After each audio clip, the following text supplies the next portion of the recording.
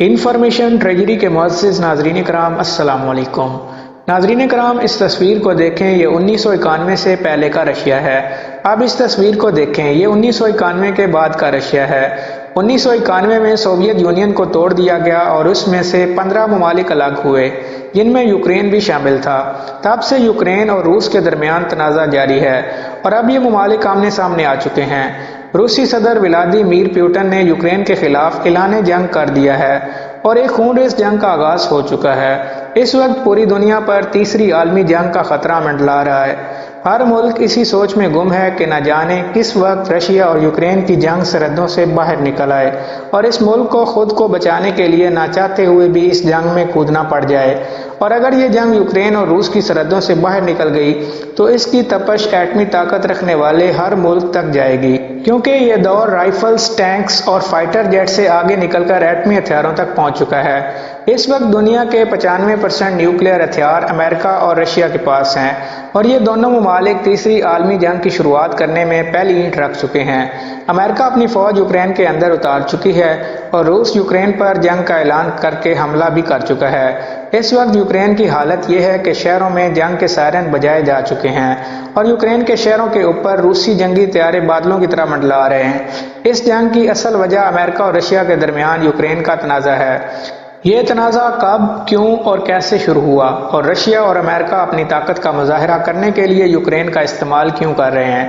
دراصل رشیا کے ساتھ اتحاد کرنے والی ریاستوں میں یوکرین بھی شامل تھا، یعنی یہ سوویت یونین کا حصہ تھا، اور 1991 کے اندر سوویت یونین سے آزاد ہونے والے 15 ممالک میں یوکرین بھی شامل تھا، اور ان 15 ممالک میں یوکرین سب سے بڑا ملک ہے۔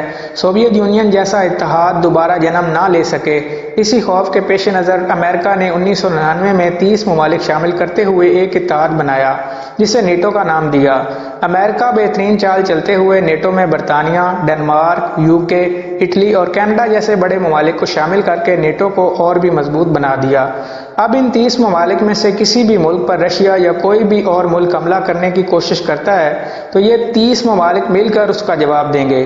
اب رشیا اور یوکرین کے درمیان جنگ کی جو مین وجہ بنی وہ یہ تھی کہ یوکرین نے نیٹو میں شامل ہونے کا فیصلہ کیا، کیونکہ اب یوکرین ایک آزاد اور خود مختار ملک ہے، لہذا یوکرین اپنی سیفٹی کے لیے کوئی بھی فیصلہ لے سکتا ہے، مگر رشیا اب بھی اس پر اپنا کنٹرول رکھنا چاہتا ہے، کیونکہ رشیا جانتا ہے کہ اگر یوکرین نیٹو میں شامل ہو گیا تو امریکی افواج یوکرین کے اندر رشیا اور یوکرین کے بارڈر پر آن کھڑی ہوں گی، جو کہ رشیا کے لیے ایک بہت بڑا خطرہ بن جائے گی۔ رشیا ایسا کبھی بھی نہیں ہونے دے گا اور بہت جلد یوکرین پر قبضہ کر لے گا۔ اگر رشیا یوکرین پر قبضہ نہ کر سکا تو رشیا یوکرین کو تباہ کر دے گا، کیونکہ یہ کسی صورت بھی امریکی فوج کا قبضہ یوکرین پر نہیں ہونے دے گا اور نہ ہی یوکرین کو نیٹو میں شامل ہونے دے گا۔ اب حالات یہ ہیں کہ ایک طرف تو یوکرین اور اس کے ساتھ نیٹو کے 30 ممالک کھڑے ہیں اور دوسری طرف رشیا کے اتحادی ممالک جو اس کے ساتھ کھڑے ہیں، ان میں چائنا، پاکستان، ترکی اور ایران شامل ہیں۔ صورتحال کافی بگڑ چکی ہے۔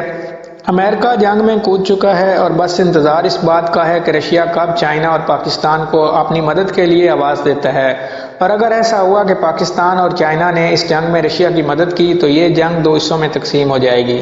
امریکہ جو پہلے ہی ایبسولوٹلی ناٹ سن کر پاکستان پر تپا بیٹھا ہے، اپنا غصہ نکالنے کی پوری کوشش کرے گا۔ But now we don't care, اگر ہم افغانستان کے اندر امریکہ کو تگنی کا ناچ نچا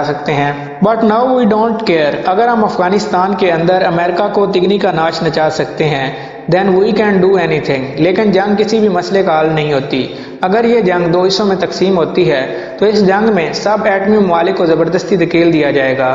یہ جنگ ایک عالمی جنگ کی شکل اختیار کر لے گی اور کوئی بھی ملک اس جنگ کی چنگاری سے بچ نہیں پائے گا، لیکن فی الحال تو یہ جنگ امریکہ، روس اور یوکرین تک محدود ہے۔ رشین آرمی کی گاڑیاں یوکرین کے شہروں میں گھس چکی ہیں اور امریکن آرمی کا نام و نشان بھی یوکرین کے اندر نظر نہیں آ رہا۔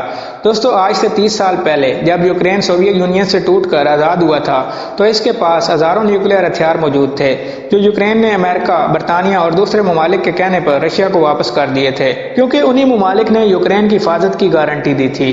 آج اگر یوکرین کے پاس نیوکلیئر ہتھیار ہوتے تو کیا روس یوکرین پر حملہ کرتا؟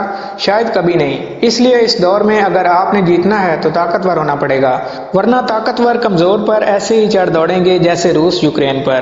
دوستوں میں امید کرتا ہوں کہ اس ویڈیو سے آپ کو بہت کچھ جاننے کو ملا ہوگا۔ ایسی اور انفارمیٹیو ویڈیوز دیکھنے کے لیے ہمارے چینل کو سبسکرائب کر لیں اور ساتھ میں دیے بیل آئیکن کو ضرور پریس کریں تاکہ مزید آنے والی انفارمیٹیو ویڈیوز کا نوٹیفیکیشن آپ تک بر وقت پہنچ سکے۔ ملتے ہیں اگلی ویڈیو میں، تب تک کے لیے اپنا خیال رکھیے گا۔ اللہ حافظ۔